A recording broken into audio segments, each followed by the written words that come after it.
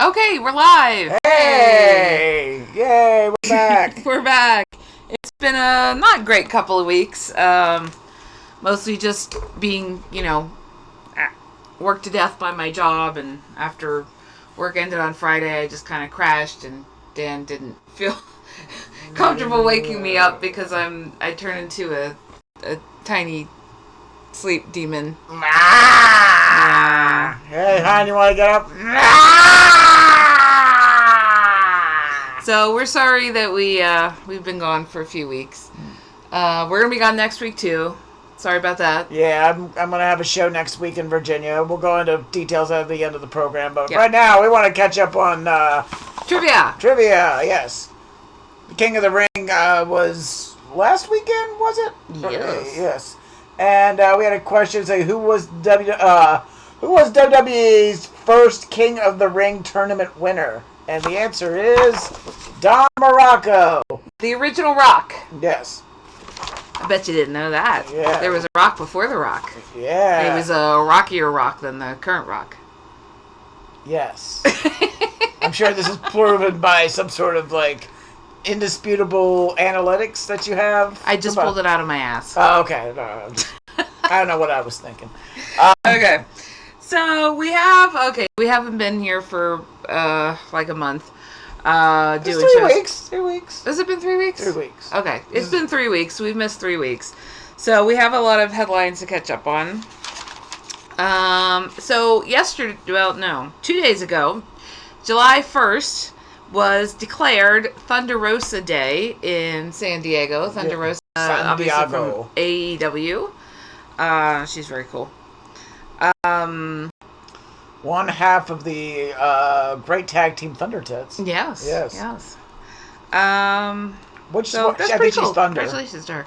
Oh, and I didn't write it down, but we heard a couple of places. It's not entirely substantiated, but Alexa Bliss's grandmother passed away, so wish her all the best. We were both pretty close to / raised by our grandmothers, so we get it. So it always sucks when you lose somebody like that. That is basically I don't want to say substitute parental figure, but basically somebody who comes in and actually takes the role when others aren't able to, and grandmothers or don't want to. That was in my case. Yeah, my grandma was basically, if I ever had a father figure, somebody had taught me to be a quote unquote a man, it was my grandmother. So my dad didn't really want to raise me, so my two parents were my mom and my dad's mom, and sometimes my older sister. Yeah. So it's we get it. We're both pretty close with our grandparents. Yes. And it's not an easy thing to go through. Yeah. So we wish you all the best, Alexis. Yeah. Alexa. I know names. Yes. Sometimes I know names. All right. Tatum Paxley. There have been rumors that Tatum Paxley might be leaving NXT and possibly joining up with the Judgment Day on the main roster. Yeah, that just seems weird, Not though. sure, Yeah, because it's right now they did that. You thought, right after she lost the North American title, she was I figured she was going to go up. Yeah, and then they had a rematch with her and Zarya, and okay, that's fine. Give it a rematch just to give Zarya a street cred, and do the favor on the way out. And then basically now she's in a feud with Kalani Jordan. She is so boring. She is boring. I'm sorry. She's not. She is fine in the ring. She is a solid performer. But I could not care less what's happening her storyline wise. No. Is Josh Briggs still around? I don't know. I haven't seen him in forever. Yeah. But I hadn't heard that they let him go, so maybe he's in Evolve? Yeah. There's also a rumor mill that they want to bring back one of your favorite guys. Baron frickin' Corbin. Yeah. I don't know why. I genuinely don't know why. That guy's got naked pictures of Triple H or something. Yes. And he's got a teeny little dick, and he doesn't want people to see it, I think. Naked pictures of him and Shawn Michaels. Yeah. So, I don't know. We'll see. They're mostly just unsubstantiated rumors right now, but we'll see how it goes. Yeah. All right. Apparently, Nick Nemeth and AEW have been fighting a contract dispute for a year and a half now. Because they want to arbitrate in different places. Now the issue is that they want to arbitrate in different places.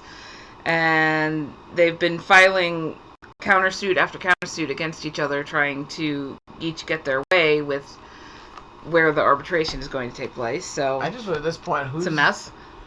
Who's getting money out of this? It's like, right? Yeah, I feel like now it's just some sort of pissing contest that's not amounting to very much. No. Rey Mysterio's daughter has apparently started working at the Performance Center. So this should be pretty cool. Yeah, I mean, I'll see what happens. Like, I guess, I'll say that I was one of those guys that when he first saw Dom Mysterio, Dominic. When he was, what, like 8? But I mean, when he first actually was wrestling professionally. Okay. Actually wrestling professionally.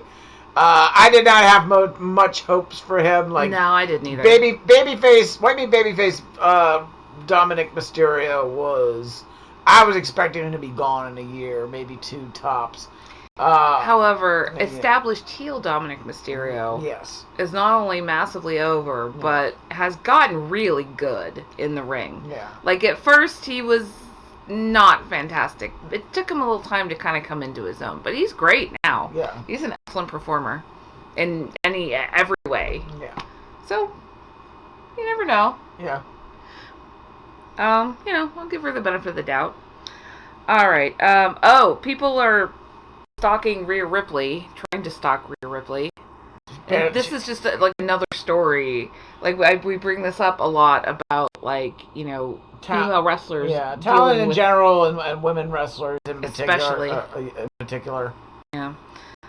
She said somebody somehow got her personal phone number and texted her asking to meet because the person couldn't afford to attend SmackDown. There's a lot to unpack with that. What the hell? So she says, I get scared by fans all the time, especially when people walk up to my house and text me on my actual personal mobile phone. I won't say how, but someone found my phone number and they texted me the other day wanting me to see them because they couldn't make it to SmackDown. Like, there's no privacy from these people anywhere. Yeah, that's creepy as fuck. Yeah, again, this is only like the latest in a line of people that just don't know boundaries. It's like, I get that you pay money to go see the matches. I get it that you invest time and energy to what? Like, so do I. Yeah. But I mean, I like to think I know boundaries between me and then, like, if they're a celebrity or even like an artist, or if, like, say I'm at a convention and there's an artist and creator that's further up on the, I like to meet them, but like, I go through the proper channels. I go up, like, I go up and say hi, rather than, like, trying to get their number, trying to stalk them in airports or hotels. It's like, just... And there's apparently, like, people out there who've been getting catfished by scammers, and then the catfishees show up and, like, at appearances by these wrestlers, and they're like... You're my girlfriend, and it's like, no, like, I am shocked. Like, we've had, social media for a long time now. Like, do you people really not know when you're being targeted by scammers? It's like, people, come on, guys. It's at this point, people who smoke, they shot, they get cancer. I'm like, yeah. It's like, where have you been? Yeah, have you not? Like, I guess they don't have, like, as many anti-cigarette ads as there used to be, but I mean, still, like, I think everybody gets it now that, like, cigarettes cause cancer. I think everybody by now gets that, like, there are people out there that use the internet for ill-intent purposes. Yeah. That, they use it for, for the purposes to defraud others, and... Yeah. Does anybody remember the Nigerian prince and his struggles getting his money out of Nigeria? Yes.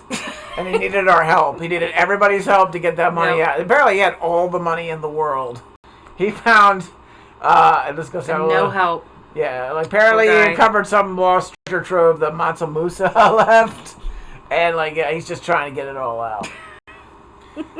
But, yeah, so, like, guys, just, This is really disturbing. This is pretty messed up. Just leave people alone. Yeah. This is happening in your there own are brain. there are Just ways leave to people alone. there are ways to meet your favorite celebrities. This is not one of them. No. Yeah. All right. Well, this is a bit of an older headline. After, I don't know if anybody, a lot of people did, but so after President Trump's ill-fated UFC boxing match in the rain, Yes, a drunk off his ass idiot fighter decided to step up, and in his closing moments, with the country watching him, instead of saying something decent, he insulted Michelle Obama because he's a piece of shit. He had the opportunity to say something inspirational, or stay in school, kids. How is that so hard? Yeah, stay in school. Try to be a good American. Try to be a decent human being. Something or so like my mom is like I can't believe that I'm here. Dreams do happen. Something, anything inspirational. But no, he basically goes on the lowest common denominator to attack somebody that did him no harm whatsoever, and seems at all a decent human being. Like the one thing that basically Michelle Obama hate falls under two things. She wanted people to eat healthier, and the first and most important, and exercise. And the first and most important, she's a black woman. She was a black first lady. Yeah. And people have been massively racist to her, massively transphobic. Yeah. Just really shitty to somebody who's a very nice person. Yeah. But afterwards, Titus O'Neil took to Instagram and had something to say about it. And you know what? Good for you, Titus O'Neil. He said, no matter how long it's been since Michelle Obama and Barack Obama left the White House, it's clear as day that they did enough while in office to keep their names relevant for those that have the behavior pattern of a 4 to 5-year-old child. This is definitely not a political post. It's more about being a decent human being. And while I may not agree with everything that all politicians, including the Obamas, allowed, I can't deny the fact that they held the positions with grace and class and still remain the classy people that they showed the world they could be while in office and while they served as civilians. I can't pin this type of behavior on one person. It's true. But what I can pin this type of behavior on is an entitled and privileged mindset that some people can say and do whatever they want to certain people and not have consequences, because in America they never have consequences. Let's be better people. Let's be better human beings. You want to make the country great again? Start doing shit for this country. That is actually great for everyone. That goes for what you do locally in your community, throughout your states, throughout this country. This country definitely is a beautiful place when we allow it to be for everyone. Hatred, bigotry, and racism have never been things that unite us. Decency, love of fellow human beings, and good life choices should be the barometer to start. If you think about some of the history of this country that somehow, some way, is trying to be erased in some areas and arenas, and think about the fact that we would not have to have a civil rights movement or a women's rights movement or queer rights movement or any other movement if we were truly operating as one nation under God.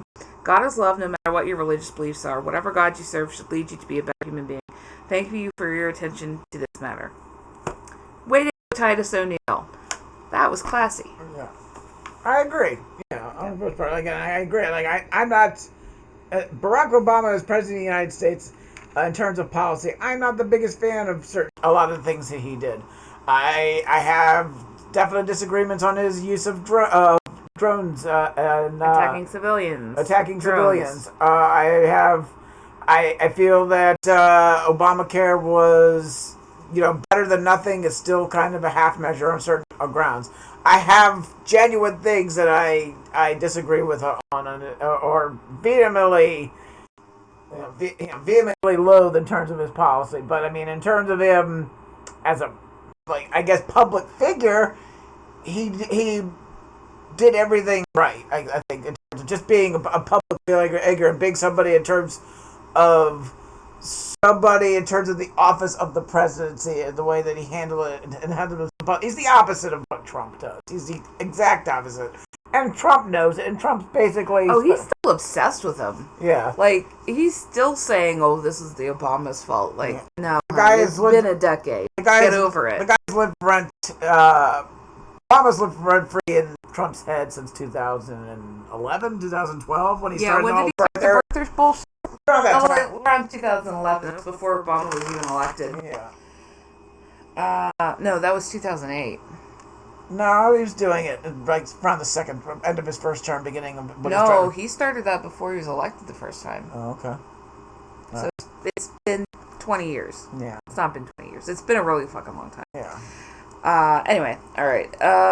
Tessa Blanchard might be coming to WWE. Maybe. Nobody knows. She got let go of from TNA. Talking about racist bitches. Yeah. I said it. Well, basically, at this point, this is what I've heard, that she wants that her and TNA are separate, or going their separate ways on amicable grounds, and because basically she wants to be part more of CMLL. Apparently, she's doing really well in CMLL. Her career is good there.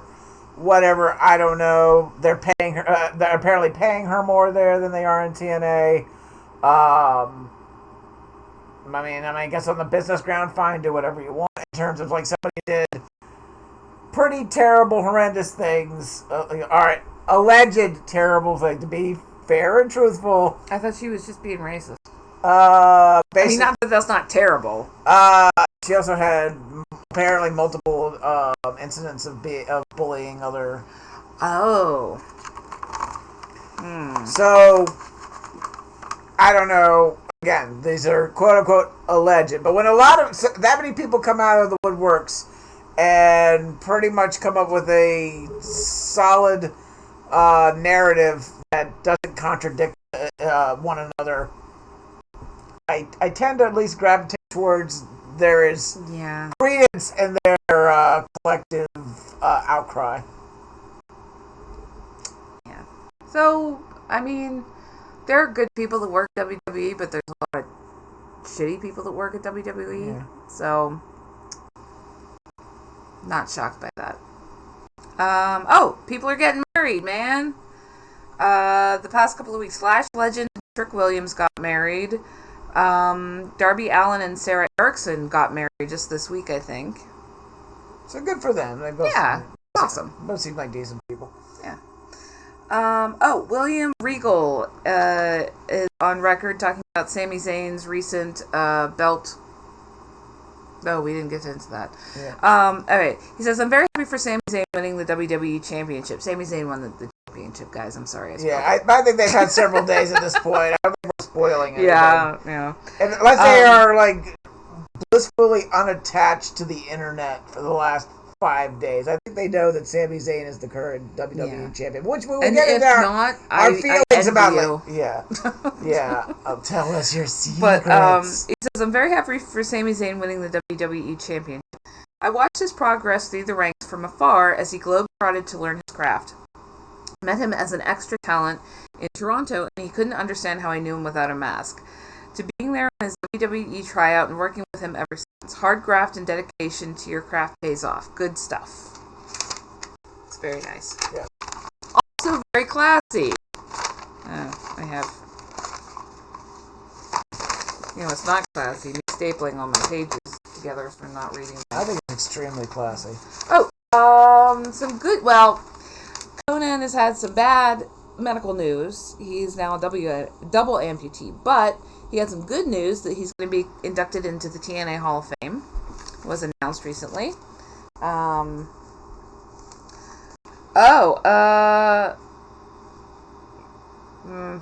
Piper Niven called out Jade Cargill on Twitter for being botchy and possibly hurting her opponents.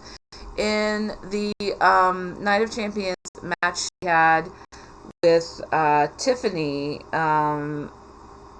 there was a picture of her throwing Tiffy down.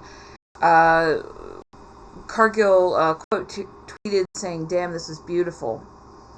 And Niven replied, 5 out of 10, a bit sloppy. You didn't transfer her weight onto your chest, so you never really had her, and that's why she slipped out, and you got that double bump effect. had reverberated on the mat. You don't want that. Yeah, but you looked great, and who cares who you hurt as long as you're all right, right? You know, I'm glad somebody finally fucking said it. Yeah. Jade Cargill she can be very botchy. She's a botch machine. She's also very large, and, you know, it doesn't always, you know, wrestle safely necessarily. Piper Niven, at first, you know, she did have some mistakes. She did hurt some people, but she learned, and she became a very, very careful wrestler. Like you were saying the other day, you know, it's like she's a big lady, but she wrestles very safely with smaller women. Yeah. And I feel like somebody needed to fucking say it, okay? I never felt Piper Niven, if there was a botch involved, that was done out of any kind of A, malicious intent, or B, some sort of apathy to the craft. Oh, no. This was like way, way back at the beginning of her being Dewdrop, you know?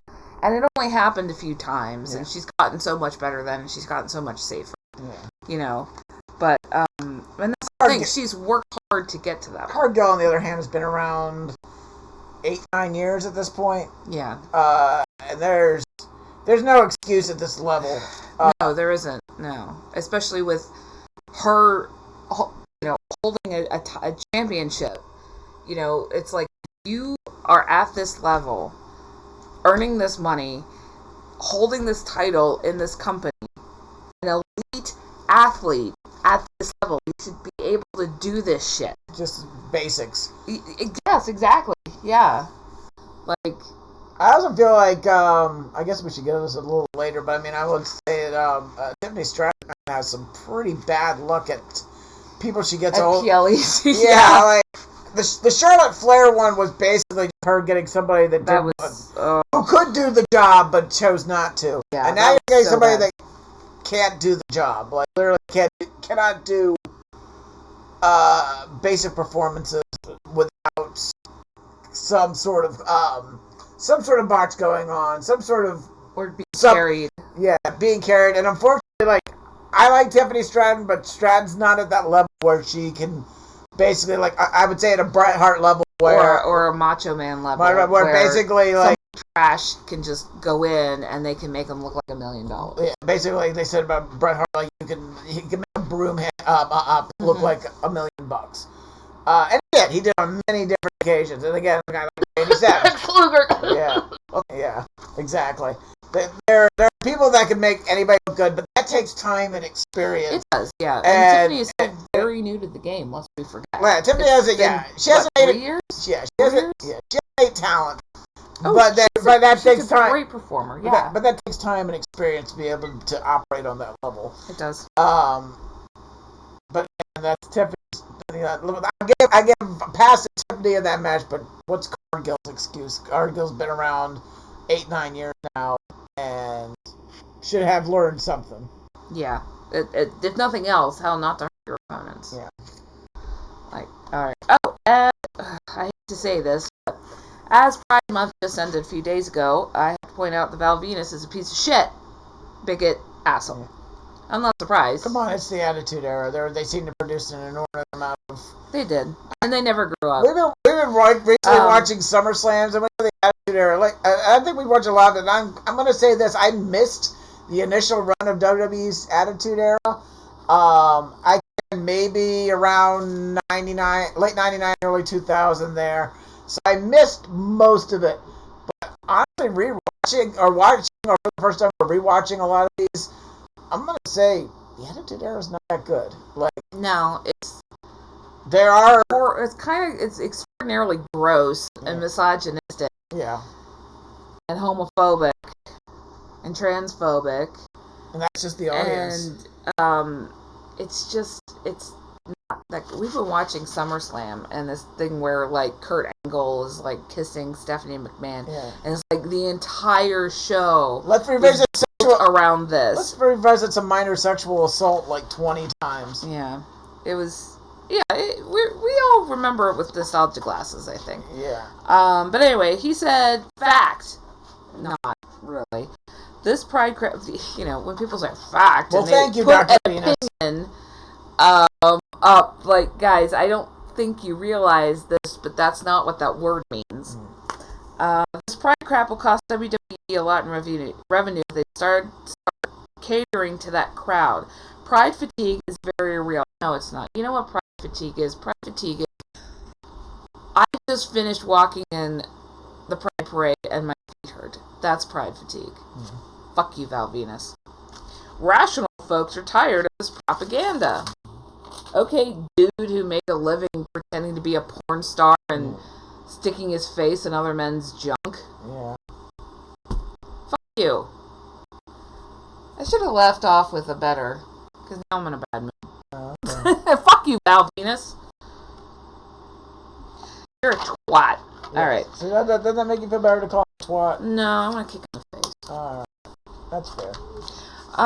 Would you like to talk about... Okay, so this weekend was a big weekend of wrestling. We had Forbidden Door with AEW on Sunday, the Great American Bash, which was on Sunday, scheduled presumably to cut into the numbers of Forbidden Door, because WWE likes to do that. And then on Saturday, we had Night of Champions from Riyadh. Let's start with the bad shit and get to the good shit. So Night of Champions then? Yes. I'm sorry, did I spoil it? It was a shit show. Did anybody out there not know it was a shit show? Because guess what? It was a shit show. It wasn't all terrible. Alright. That's it. I'll requalify that. It was how many matches? 6. 6. It was 5/6 shit show. With 1/6 good. Yeah. Alright. Varying levels of shit show. Yes. Some are just a kind of on the boring side, unpredictable. Some of them were just horrific to watch. Yep. I stapled mine together so they wouldn't get separated, but now I have to unstaple them. Oh, and the staple stuff. For fun. That's great. Okay. We'll step on it. We'll find it. We'll want tetanus. Alright. Let's start with the King of the Ring final. Oba Femi versus Jey Uso. We thought Oba was going to take it, and we were right. Yes. Alright, let's talk about notes. So apparently, and I have this in caps, every time Jey comes out, they have to play his theme song twice. Bullshit. Jey got thrown initially, then jumped around, slapping Oba pathetically until getting shoulder checked. It wasn't great. Jey rolled out, got tackled, and kept diving into Oba. He got the shit slapped out of him on a third attempt. He kept trying to suicide dive through the ropes, and on the third attempt, he didn't really get out. He just got slapped in the face. Yeah. That slap was nice. Yeah, that was pretty cool. Then Oba started throwing him around. This is far better paced than Oba's past matches with Lesnar, because by this point in the match, it had been over already. Oba wiggled out of a choke slam. Oba wiggled. Jey, okay, I'm writing really fast. Okay. Jey wiggled out of a choke slam, high kicked Oba, got caught in a fall from grace, but he wriggled out of that too. That's the storytelling here, though. The high kicks are getting old. Yeah, like that's kind of, I felt like that should have been what they were pushing. That should have been what they pushed instead of trying to have Jey do, like, attempt power moves on Oba. It didn't work. Yeah, but I don't know, like you're talking about the super kick. Like the super kick used to be like a finishing move, and now I think like people like the Usos, it's just basically it's going to the well one too many times, and like Jey's, I don't know, like he can have a decent skill set, but I feel like he just kind of relies too heavily on the same half a dozen moves. Yeah, high kick, frog splash, running his theme song back in the middle of matches. Yeah. Jey Uso's, like, it's basically listening to a greatest hits album over and over again. Yeah. And that's unfortunate, because he actually is a really good performer. Yeah. But it feels like, I don't know if it's his decision, or if it's, like, management's decision, but it's like... He's getting up there in age, I think, too. And a lot of wrestlers at that age tend to, again, rely on the greatest hits. Yeah. Rather than develop anything new or bring something different to the table. And that's not necessarily a bad thing. Like, if you're making that level of money, you better bring, the greatest hits. But at the same time, if you're something that you're watching weekly, in terms of like him Raw or SmackDown or PLEs, it gets boring after a while. It does, yeah. It's for PLEs, and then only like sparingly. Yeah.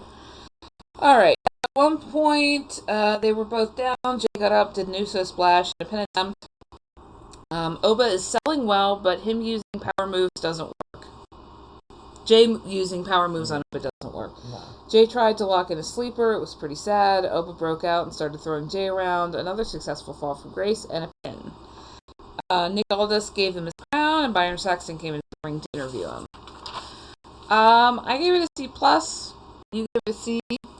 It would have been better storytelling if Jay had relied more on his strength of the flippy floppy and the jumping around and wriggling out of things instead of trying to do power moves and take him out. I think you needed somebody that I felt like that match, it was about 15 minutes long, I guess, 15, maybe 20 minutes long. Yeah, it was a lot longer than most of it. It felt 10 minutes longer than it should have been. Like, I guess for me, Jey Uso was like, I guess they didn't want to make him look too weak because he's still pretty much high up there on the totem pole. But as a consequence, it just was long and plodding, and I think you needed somebody that was like younger. I think somebody that, if you're going to go in the direction of somebody that's contrast, I think Javon Evans would have been a better pick. That would have been amazing. I think Dom Mysterio would have been a better pick. Ooh, yes. I would think, even if it's somebody that's like, who I think deliver a match that is an older wrestler, I think LA Knight would have been a better pick. Tez. I think there were probably half a dozen other people other than Jey Uso. And I hate to say this because, there are good moves that Jay had, but absolutely. It's not as a singles competitor. It's just him and his brother. And it was against the New Day or the Bar or probably a few other tag teams. It's not him as a solo performer. I just think he's a mid-card guy that got to push. The push didn't work. And it shows. And basically his whole thing is, and again, this is kind of, I mentioned this in programs in the past. Jay's Uso's whole thing is the crowd going wild over his theme music and his catchphrase, and crowds I think now are just being kind of like want to be part of the show. Yeah. The people that allow them to be part of the show are the ones that are getting pushed, whether they're actually good wrestlers or interesting on the mic is irrelevant. They just want those guys to allow them to come in and be able to participate. Jey Uso is kind of the king of that. Yeah, he excels at that. And I guess if you're paying X amount of dollars and want that, then, money on spec. But in terms of it creating storylines and wrestling to watch, it doesn't.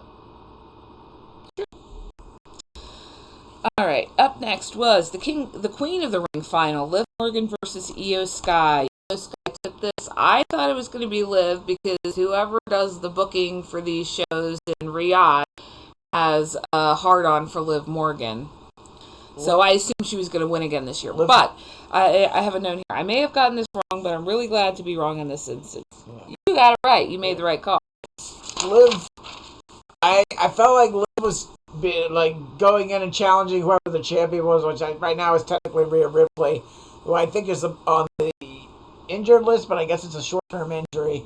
I guess we'll see in the next week or two. Yeah. But I mean, also this is the idea that Io originally, I gotta get ahead of myself. Io was challenging Liv at SummerSlam, so that leaves what's going to happen with Rhea at this point.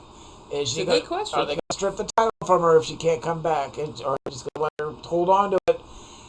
That never really works out well for the most part. No, not really. Not to mention you have quite a few people that can hold the belt. Not Jade. No. Chelsea Green. There we go. Chelsea Green, women's champion. So, Danhausen comes out for a promo, but Liv Morgan's music catchy. comes out to threaten him because the Judgment Day is claiming that he stole $100,000 from her, or from them. And Can I have some human their money back. Danhausen curses her. She slaps him. It was kind of pointless. But she lost, so... Io is flippying. She's slowed down. Yeah. She slowed down for Liv, which... She slowed down a good bit. Liv gave a half-assed Hurricane Rana. Okay, Io's starting to get back to form. Every time the tide changes and Liv needs to be on top, the speed visibly changes. It gets a little clunky, to be honest. So every time, like, Liv's in control, the speed slows down. Every time Io's in control, she speeds up. Which can be good, like, if you want to be in somebody, like, in terms of... But it wasn't... It was clunky. It was clunky, yeah, because Liv couldn't keep up with Io. And it's like, I'm all for changes in pace during matches, allowing a match to breathe, to find its own space, you know, as far as storytelling goes, but this is not that. A good heel wrestler can control the pace of a match. And account for your face's sensitivity. It's like he's a faster guy, you know. You gotta be the slower, harder impact guy. But Liv, what here's my thought. Liv Morgan did not phone this in. She drunk dialed it in. Like it was subpar. It was so subpar that even somebody who's probably about years experience like Io could not save that match. Like, yeah, I even have it here. It says Liv is in control and Dam is crawling along. They're doing the Roman Reigns special where they hit moves and then stop. Liv did a slow. I have like 3 or 4 O's in there. Slow 3 amigos, and she's been throwing Io around ridiculously. Io rolled out of Boston crowd and stomped Morgan's chest, and then they cheered and fell over. Io did a missile drop kick and a bull training back and pin attempt. Morgan did a backstabber. Shocker, I know. Morgan attempted a suicide dive but was interrupted, and Io moonsaulted Morgan. Threw her into the ring. Oh, that was outside the ring. Threw her into the ring, gave her a backbreaker and a pin. Io got to the top rope. Morgan pushed her off, and she seemed to seriously jam her knee on the ring steps. Morgan jumped her, got her back in the ring, and puts her back in the half crab. Slap Fest 5000. That's when they stop and they start slapping each other. Yeah, it's Slap Fest 5000. Woo! Io's knee gives out. Morgan does the world's slowest code breaker. Yikes. Io crawled up the ropes, goes to bullet train Morgan on the rope. She misses and hits her knee again. Over the moonsault to pin Morgan. And she won. Byron goes to talk to her, and she declares her match for Liv's title at SummerSlam. Where am I at here? Lost my page. Oh! There's a staple. Ah. Oh, down there. Alright, why'd you do that? I give it a C. You give it a C minus. It was not a complete shit show, but no, it was. It's subpar for somebody that's supposed to be the women's world champion, a multi-time women's world champion.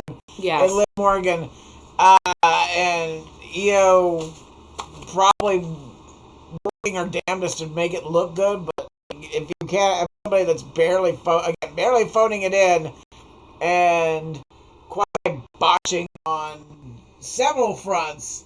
There's just no. I don't know if it's that or just there's no chemistry. Sometimes there is no chemistry between. Sometimes that's the problem, but I feel like it shouldn't be that bad. The two of them, you know, have worked together long enough. There should be something they can come up with. The two of them have been in this business long enough that they, you know. I'll give a little bit of leeway to the idea that those outfits are not conducive.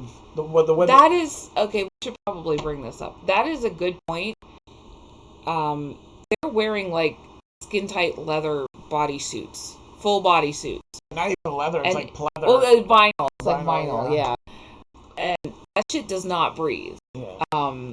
So Also, I think we can probably forgive some of the slowness just because they're in those ridiculous things. Yeah. Because I don't know. I really don't like the fact that they do this shit in Saudi Arabia, and just specifically for this reason. And like when they were doing it with the Royal Rumble, that was extra awful because like you're in the ring performing for like half an hour, some people, and you have to do it in these tight ass vinyl bodysuits that do not breathe and barely stretch, like lack of grip points. Yeah, that too.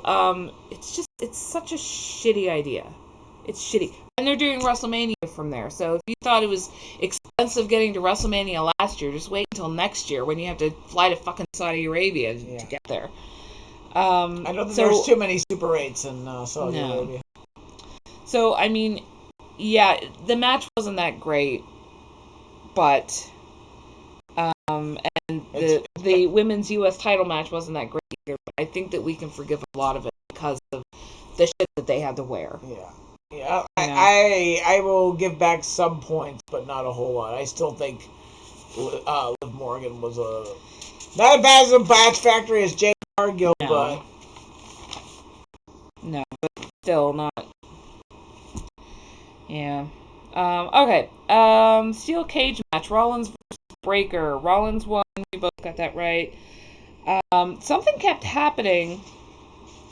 It said it went fucky with the sound and with commercials. The camels are apparently back chewing the cables. Like the sound was like half mic'd. Yeah. Like they were standing in like a bathroom or something with improper microphones, and then sometimes like either muted or tinny or both. Yeah, it was weird. It was really weird. So they're having some technical problems. Alright. Let's see. Rollins looks so boring since he came back. It's just always like Matrix garbage bag couture. Seth is pulling weapons from under the ring. It's been like 10 minutes, and now he's just sitting in a chair in the ring by himself. Braun's music sucks now. Unfortunately, they stopped changing it and just settled on this crap.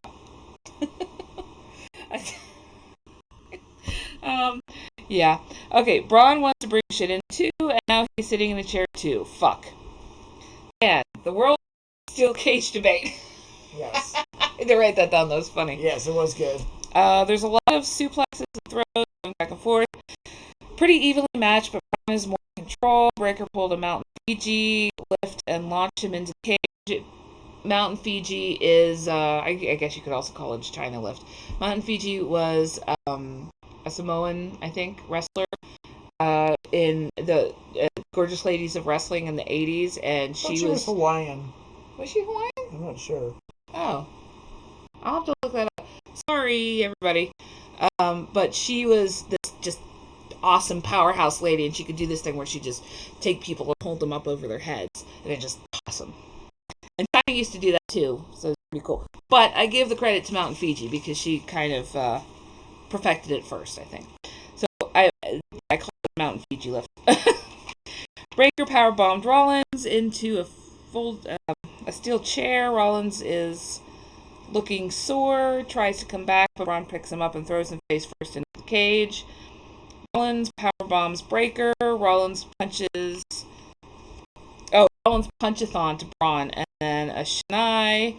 Rollins is taking way too long to put up a table, and Braun is on his feet after him, and Rollins is pelting him with metal folding chairs.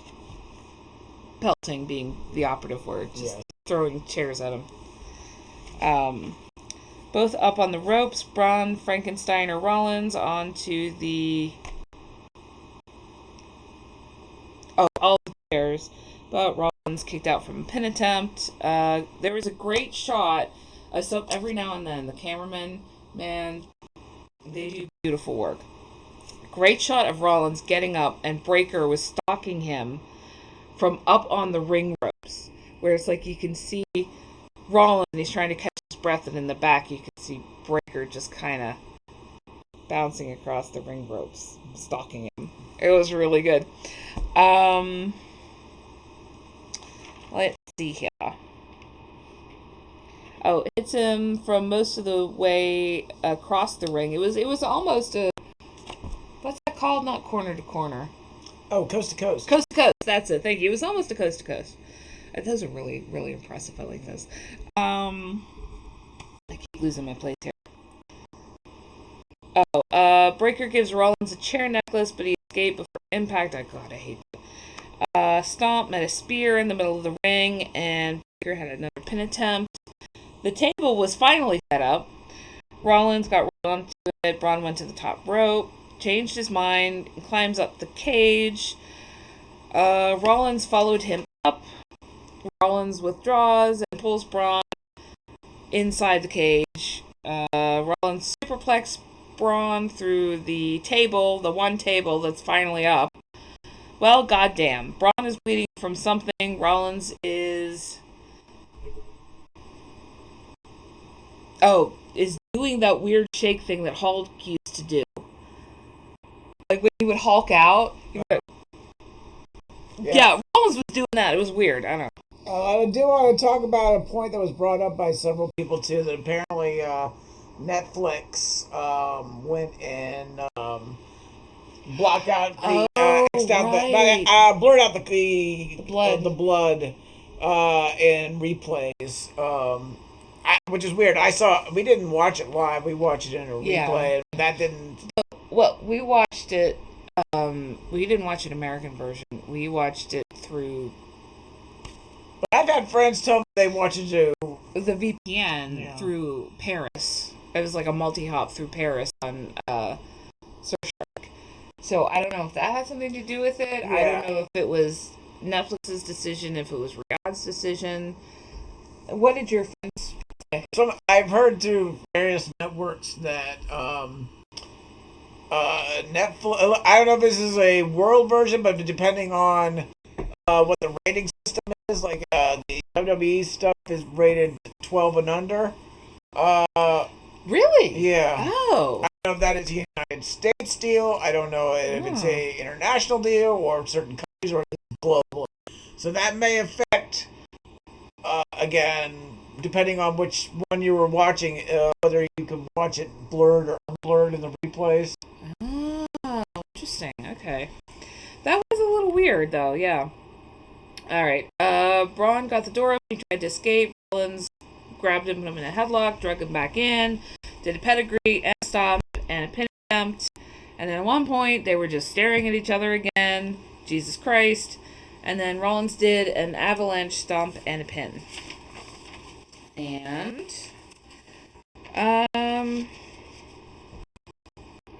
you gave it a C+. I gave it a B. But just for the match itself, not as a cage match, because it was a very bad representation of a cage match. But I thought the work that they did in the match itself was worthy of a B. It was fine. It was a little bit above average. There were some good spots. Yeah, but an overall end product, like congealed finished product, I didn't think it was great. There was a lot of lulls. There was a lot of setup for I guess like for example when they were like Rollins comes out and throws a bunch of stuff into the ring and Breaker comes out and throws a bunch of stuff in the ring. It's one of those I've seen this a billion times. I've seen it done better. It did take a little too long. It went too long and there was nothing new and nothing impressive. Yeah. I felt the same for a large part of the match. It's like I've seen this before. It's nothing new. Your guys aren't really the cage matches now, at least 40, 50-year-old event, at least the 70s, if not earlier. And I've seen it all.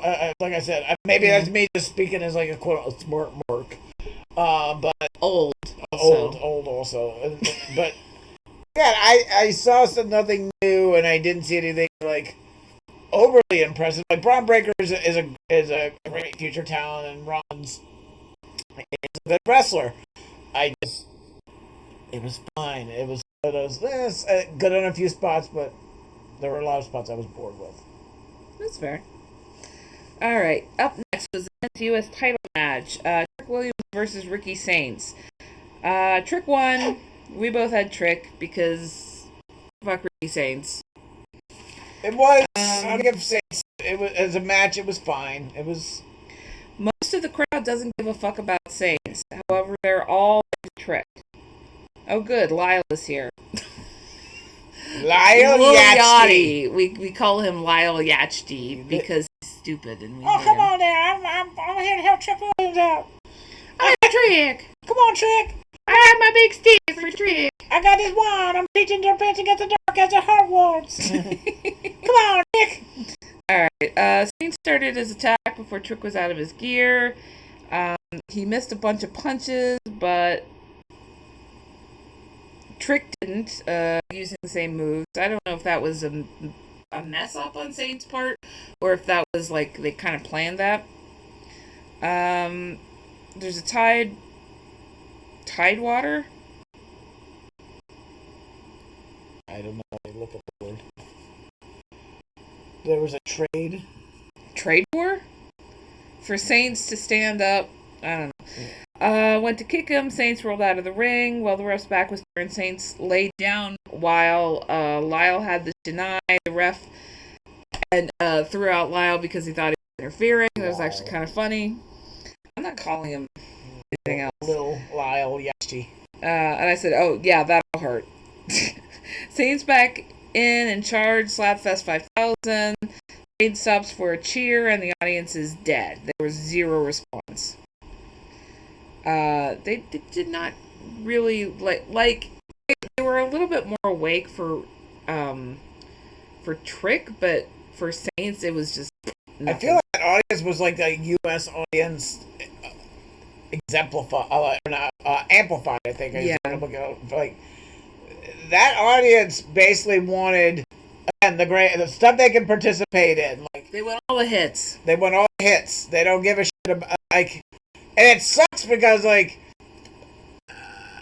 you see like European audiences and like Australian audiences and stuff like that, and they're oh my god, they're here. They go the show is down. All out, man. But like I guess Saudi Arabia is more. Again, maybe it's a cultural thing, but at the same time, it's just basically they're waiting for people to come out and like, here's my audience participation moment. If you're not a wrestler that delivers that, then they don't care. Like I guess one person they may have given an exemption to is Sami Zayn, but I think that for them is their quote unquote hometown kid. Yeah. Even though he's from Syria, not Saudi Arabia. But Well, he's from Montreal. Yeah. His family is from Syria. Sorry. The timing of this is better than the rest of the matches, but it's still a little plodding. Saints has been in charge since Lyle left. I guess he did something after all. Who knows? Trick through Saints, got up and started kicking him. It kind of just stood there for a minute and then tried to pin. It was a little weird. He just kind of, I don't know. It was weird. Saints did a crappy neck breaker but got thrown. That's 5,000. Trick kicks neck breaker and a pin. Trick exposed his knees. Saints moved and did a DDT and a flying elbow and a pin. A small section where they kept trying to put holds on the other one, but the other one got out of it. It was kind of cool. Knee to Saints' jaw and a pin. Trick retains. Saints comes after. Trick post-match gets another kick. And all shows back up with the Chennai and did a shitty-ass people's elbow. That was pathetic. Yeah. I believe they called a kendo stick. I meant the people's elbow was pathetic. Oh, okay. They do not. They call it a Chennai. It's a Chennai. Don't make me get mine out of the hutch. Okay. Again. We both gave it a B minus. Your quote was, "It's not incompetent and just had no fire." Yeah. It was okay. It performed perfectly fine. Yeah, it was fine. It was not a technically bad match, but I speaks volumes about how important crowd reaction is. Like, yeah, sometimes. Yeah. Yeah. And that crowd wasn't there. I kind of empathize because like I do a lot of fan conventions and stuff like that, but you run into those people that just don't give a shit about what it is you have to offer. They're just there to meet celebrities and look at and gawk at cosplayers and find whatever fandom merch that they're looking for. That was that kind of crowd in Saudi Arabia. Man, I've done plays like that where it's like you get a night and just nobody responds, and that is crushing. Yeah. It's bad. So I mean, it's hard. We're now with the best part of the night, the women's U.S. title match. Tiffany versus Jade. Tiffy retained. We both thought Tiffany would retain. The damn camels are back, messing up the audio feeds. Tiffany jumped Jade. Lots of kicks. Turning Jade's holds around on her, which was pretty nice. Tiffany suicide dives, but got caught and did that. The one cool move that she can actually do, she does this thing where she grabs somebody, throws them while they're on the floor, throws them up into the ropes, has them bounce down, and then she puts her knee up and hits them on the way down. That's actually kind of a cool move. That is the only move that Jade ever does. Yeah. But you know what? I give her credit for it being something new and interesting. Definitely. Actually, a good move that showcases her powers. Yes, it does. Her power, rather. She's not a wizard. The match is still pretty slow, honestly. I kind of give them a break for being slow because they're covered head to toe in non-breathable material, and we went over that. Pretty even back and forth. Badass Tiffy drop kick through Jade across the ring. Damn, even the commentary are talking about the slow pace. Ouch. Jade put up her knees to block Tiffany's moonsault and pin attempt. Stratton getting out of Jade's holds. Okay, they both kind of fell over together at one point. That was weird. The fuck was that? They just kind of fell into a bed. It was very weird. Awkwardly. Tiffany passed it off as a pin attempt, but it was still awkward. Yeah. Meechin and BFAB came out, but so did Chelsea Green. She dropped the belt in the ring, got pulled into the ring by Jade. Charlotte showed up. Grabbed the title. I can't. I barely said it once. Hits Jade in the face with it. Tiffany rolls her up for a pin. This was dumb and makes Tiffy look so weak. Yes. They like doing that.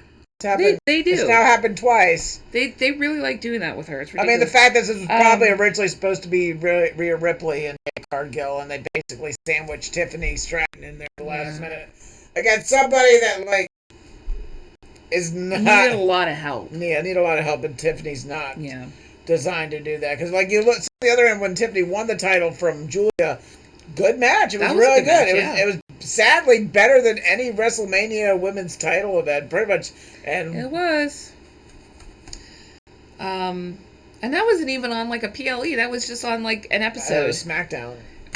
Which that show is suffering, but yeah, it is.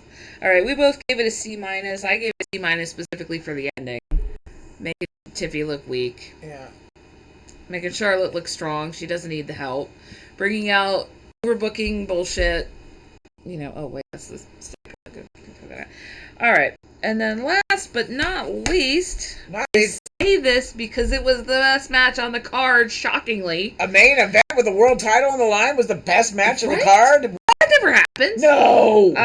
For the undisputed title, Cody Rhodes versus Gunther versus Sami Zayn. Sami Zayn got the title off of Cody. All right, I have a lot written about this, so I'll just get into this. All right. Sami came out in a thobe and a shima, which is a red headcloth that they wear in Saudi Arabia. And the crowd finally woke up and are really into Sami. They loved it. It was pretty cool. I get the thobe, man. The thobe or the kurta. That shit just it seems comfortable. Again, the guy's heritage is from that region. He actually speaks the language. Yeah, he speaks Arabic. And he basically has a connection with the local crowd. And we found out this week that he might be Muslim, but we don't know for sure. Yeah. I don't know. It's pretty cool. I like that he's beloved in the Middle East, and I like that he gives back a lot of love for them. And is a good representative. That's pretty cool. Sami Zayn, he's gonna get booed down back tonight.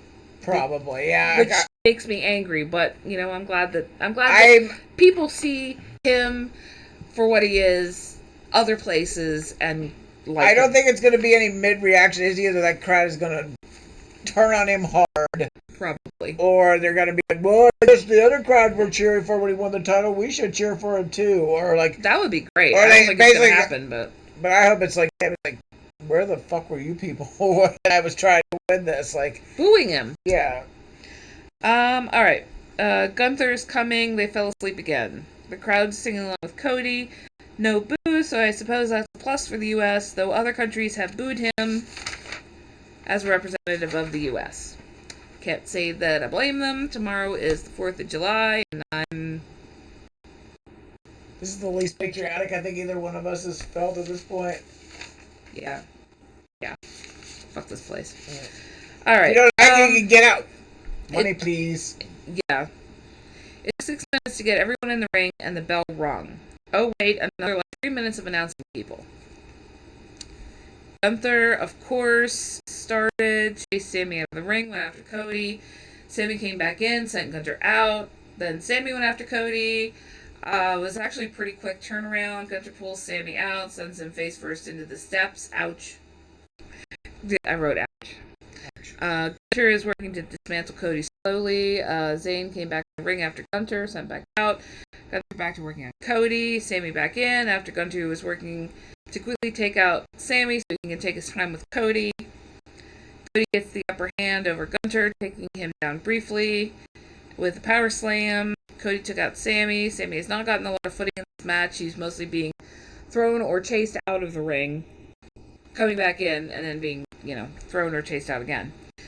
Cody and Gunther going back and forth holds. Gunther power slammed Cody and did a pin attempt, but Sammy interrupted.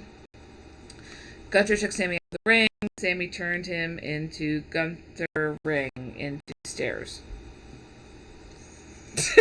My writing so bad. Oh my god. Okay, let me see if I can try that again. Yes, Gunther took Sammy out of the ring, and Sammy turned him into Gunther. No, that's what I wrote. It's even worse. Gunther run. Oh, he ran Gunther into the stairs. Fire bad, God. pretty. Sammy hit a blue thunderbomb on Cody, tried to pin. Preppa on a hella kick. Preppa. Oh, Is that English? kick? No. But Gunther, it was a really fast match, and I wrote a lot of shit down, guys. So give me a break. I didn't give you a break, but I don't. He prepped a hell of a kick. Gunther pulled him out of the ring and put Cody up on the ropes. Cody knocked Gunther off, goes to jump him, but got caught, turned around into a pin. Sammy interrupts again, and is back out of the ring again. Cody calls Sammy in, punch-a-thon. Cody attempts a disaster kick, misses. Sammy turns into a brainbuster. Gunther powerbombed. Everyone. Oh, he powerbombed everyone. Yes. But Sammy flipped him into a pin attempt. Cody is out. Sammy and Gunther are at each other. Gunther gets tied in the ropes. Sammy Halu kicks him and does another pinning attempt. But Cody pulls the official out of the ring. It happens a couple of times to bring up, what's the word I'm looking for? Tension between Cody and Sammy. And for the match in general. I think this match in general did good on, because let's be honest, I think both of us thought that this was going to be Cody coming out with the championship. Oh shit! Yeah, I didn't think Cody was going to drop it. Yeah. This is a shock to me, or it was a shock to me rather. It was last week. I've gotten over it now. It's fine. And especially since I think we both said this also, that the build up for this match was terrible. Yeah, there wasn't really much. Culminating in one of the worst SmackDowns we ever watched. Oh god, it was horrible. There wasn't a ton, and what there was sucked really badly. It was stupid, and it was a little pathetic, and it was demeaning to Sami Zayn. Anyway, Cody hit Sammy off of the announce table. Sammy turned around on him, throws Cody on the Arabic announce table in an attempt to package pile driver. Cody escapes and threw Sammy over his shoulder into the U.S. announce desk. That was pretty badass. He took out Cole's audio, so for the rest of the show, Cole and Graves were switching back headsets. And then eventually Cole just took over. Gunter grabbed Cody, throws him into the Arabic announce table twice, drug him into the center of the ring, and put a sleeper on him. Cody stood up with Gunter still attached on him, but Gunter reapplied it. There are no rope breaks, and Cody is fading. Sammy slides in and grabs Cody's arm. Gunter grabs Sammy, and Slapfest 5000 starts. Sammy does an exploder on Gunter and rolls up for a pin. Gunter kicks out. Commentary team still down. One headset, so Cole is calling the rest of the match. Gunter, Christine, clothesline. Christine. What's her... Gunter clothesline, but Cody shows back up and does a cutter on Gunter. Gunter locks it on Sammy. Cody does a cutter on Sammy, does a crossroads. Sammy counters and pins Cody. And it was a hell of a fucking match, man. Sammy won. We both gave it an A. It was beautiful. It was a great match. I think what worked for it that so many matches, especially world title matches, have not done, especially at WrestleMania this year, is the idea that, one, you did not know who was... I mean, I guess with the Roman Punk thing, you didn't quite know who was going to win it, but that was a bit of a surprise. Yeah, but at the same time, like... But it wasn't... that match had you invested. You had a tough time not figuring out who was going to win, and you wound up caring. And I think this is where, I guess, the local crowd, but being behind Sammy did help. Yeah. A crowd being invested in what's going on did help out with me being invested in as a viewer and somebody appreciating the match. I think also that the chemistry between the three performers was pretty top-notch. The pacing was done well. Very good. Things were hit well for the most part. Very little botchy type shenanigans. Mm-hmm. All in all, it was great. Stellar match. But again, highly unusual. I would say no notes, but I took a lot of notes. And also, again, that Roman and Punk thing not Roman and Punk, but maybe it was Roman and Punk, and also Roman and Jacob too. It's basically it was one hit, plays to the crowd, another hit, plays to the crowd, another hit, plays to the crowd. And basically, God, it's awful. That was kept to a minimum. Yeah. I don't. Did they do that? I don't remember. Not really. Not enough to get annoyed by it. Yeah. But I mean, it was fine. It was a fine PLE. It wasn't as good as what WWE had on the next night, which was the Great American Bash, which was an NXT event, which is sad. But it's also not expected because, again, I feel like these people who are trying to get on the main roster are trying harder than I think people at the top. When you're on the main roster, one, you kind of fit into this. I mentioned before, greatest hits package, or basically your some go into a paint by numbers type of deal rather than trying to improvise and create something new. And I don't feel that's so much on a lot of NXT stuff. And again, it's people trying to get higher up on the pecking order, so they're going to put more into it than I feel. And be a little more dangerous with themselves. Yeah, that is a downside of it. I will say that. But I mean, we'll take more chances. We'll do more of the unexpected. That being said, again, I think all the matches were fairly good. Even the ones I wasn't necessarily peak invested into, I think were still technically good. Yeah. All right. Now, the first one was for the men's NXT title, currently held by Tony D. He was up against Naraku. Evil. Yeah, he had this big, ridiculous head wrap on because his eye got burnt, and it was starting to look like Trump's ear maxi pad. Yeah. It didn't work.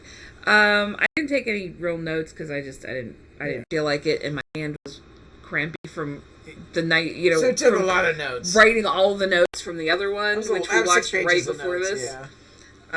So Tony D retained. I got that right. You didn't. You gave it a B plus. I gave it a B. I gave it a B only because it was a little bit fast. But it was good. It was very good. Yeah, I think I gave it. I would have given it higher in the A things again. I think it was too short, and I think it sold Naraka short because of it.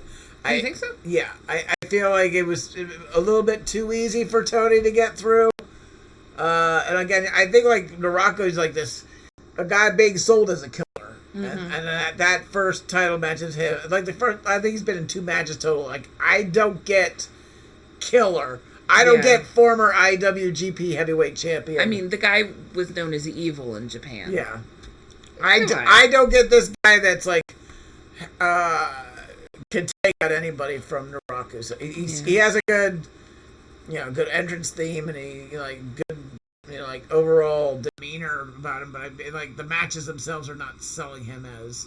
But I feel the same way for Mason Rook as well. Yes, I agree. That loss on NXT to the Rohypnol Collective was not. Yeah, that wasn't great. I mean, those guys are good, but it's Jackson. I feel like at least relatively you're spending top dollar for both of these guys to be there, and then you're just not playing them well as they should be played. Yeah. All right, then it was the Women's North American title, Zarya versus Tatum, a rematch. Zarya retained. We both gave it A's. It was a good match. It was a good match. Again, I'm confused whether she that Paxley is she going to the main roster or is she not? Yeah, it's like it seems to be very nebulous at this point. What's going on? Because I've been hearing people talk about Tatum going to the main roster for like a month and a half, trying to find suggesting placements for her, and it's like she's still just doing regular shit on NXT. It was weird. Yeah. But it was a good match. Shiloh Hill versus Tristan Angels. Shiloh Hill won. We both gave it a B. It was pretty good. There were some clever spots in it. The under the ring stuff seemed interesting. Yeah, that was kind of a cool idea. All right. The women's speed title, Ren Sinclair versus Ariana Grace. Ren Sinclair retained.